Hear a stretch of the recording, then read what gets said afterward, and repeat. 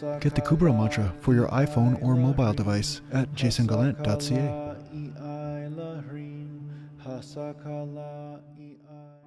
The most important relationship you have is the one you have with you. Now, I'm not talking in a Hallmark card sort of way. I'm not, talking about the whole, violins and everything playing and all emotional and stuff. But what I mean is that you must be in a relationship with this vehicle known as you if you wish to be in a relationship with anything beyond that. The you is like the middleman between you and this world, the true you. It's the middleman between the true you and this world. So many people think that they could sidestep this relationship and just go immediately to the external, and blame the world for how they feel, or blame the world for not feeling at all.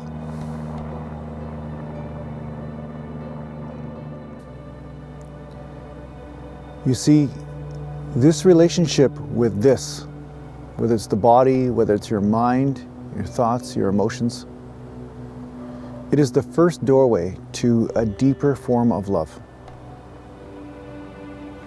Now, many people avoid this because, like all work, people always want a shortcut. They don't want to go through the doorway of pain. They don't want to, embrace the truth of life where there is no easy way, there is just the way. There's no hard way either.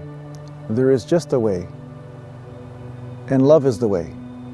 So how can ignoring you, ignoring yourself, or ignoring the body and the incarnation that you came into be a part of realizing a deeper level of truth? Now, a lot of people avoid themselves in a lot of ways. They a lot of times will come up with dogmatic beliefs, whether they are in religion or otherwise, and start blaming the world for how they feel. Because they still think that these feelings inside should not exist. So they start blaming, trying to find the source of the crime, right? Now, I'm not saying all religion's bad. I'm just saying a misunderstanding of religion can be very bad. It can be very harmful to the people involved and the people around them. So ultimately, embracing what is inside you is what love really is. Now, I had somebody comment a little while ago, and they said, oh, they're not depressed because it's not because of feelings. It's not like they're sad.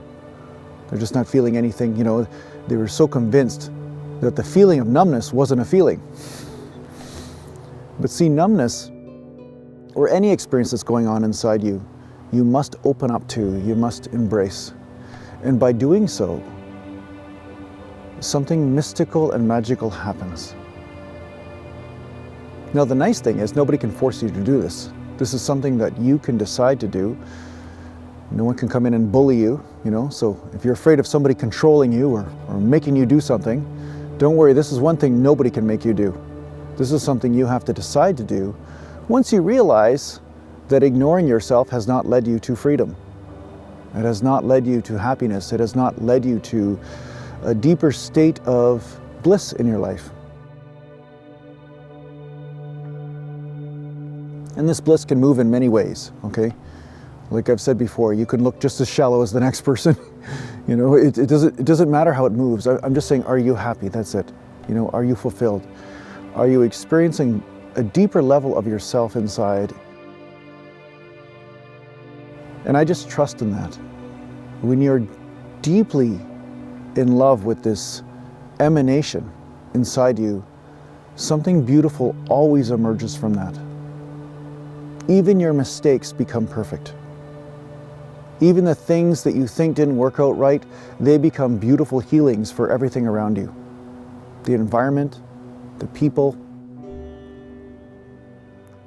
I had somebody make a dumb comment on social media the other day. She was condemning some spiritual person because they'd become successful financially. And she was saying this person should just be feeding the hungry and taking care of the sick. But you see, this is more dogma. This is more dogma. There's not just one way to serve the world, there are many ways. Right? Feeding people is great. Healing the sick is great. But some people are better at doing other things that help alleviate the suffering in the world. It doesn't always have to come through one doorway. Sometimes a simple bit of laughter at a time in a person's life when they are in deep pain can be the highest healing. You see, so what I'm doing is sorry, I got interrupted by a dog. A dog came and had to take a look at me and sniff around. So what I was saying is that there are other ways to serve the world, such as the way the dog is serving his owner, taking her for walks. And she thinks it's the other way around, but I think the dog knows better. So there's so many ways to serve mankind or womankind or animal kind or tree kind, whatever. It doesn't really matter how you serve as long as you just let whatever burst forth inside you come through. So this starts with a relationship. You see, it starts with you relating to you, embracing whatever is coming through you and holding your center point at the same time as allowing these energies to move through. And we call them feelings sometimes we call them thoughts, and sometimes we call them sensations. And it doesn't matter what they are. You hold your center point as this is happening, and then at some point, a jewel will emerge. And as this jewel emerges, it knows what it will do. It knows what it needs to do. You might not know. Most likely, you've already had a few jewels emerge, but you've judged them away. You said, oh, that's not practical, that's not useful, who's gonna like that? And then you are looking for something different that should be coming forth. But if you trust in yourself, if you trust in what is coming through and that there is an intelligence that is in you that created this body, so it will also be able to create the joy of play in this body as well as survival and all of those other things, you start to tap into something. You can think of it as the energetic internet. Right? It's only when you're hooked up to the Wi-Fi can you get your email, right? So by hooking up to yourself, you hook up to the divine Wi-Fi. And that's when information will come through you, not in a way that you understand. You see, so many people are looking to understand here, but it will come through you in a form of beingness, in a form of instinct. And this instinct will carry with it a feeling of freedom. There will be joy in it, there will be love, and there will just be a beingness and a peace that is moving. So it's the practice of this that will take care of you. It's not about holding on to idealisms about what the world should be, what you should be, and how you should fit in it. All this, that just keeps you locked in a never-ending game of suffering. Right? So I know some of you have been through trauma, some of you have been through pain, but ultimately what you want to do is hook up to the resource to heal that pain. And ask yourself, what is that?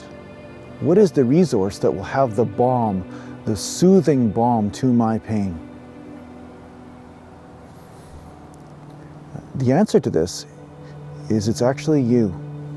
You are the balm to the pain when you deeply connect to you, the unconditional you. The unconditional part of you that is always here. The part of you that is beyond thought, that is even beyond feeling. Some people express it as neutrality, but it is in there. It is the source of who you are that melds with the non-neutral. Some people call it the dual. So you must enjoy both. Both are a part of you. Both are a part of this manifestation of life. But so many people have cast aside the source of who they are, and they're stuck in the yin and the yang, the positive and the negative, the dark and the light. They're stuck in the actions and the external identification. So return to source. When things aren't working your way, just let go of everything and return back to who you are. Reset. Reset back to who you truly are. And that will be where the source of all questions are answered. All problems are solved there, everything. And when you move forth again, you will find your little feet moving in different directions. You don't really know why, but it turns out to be the right thing.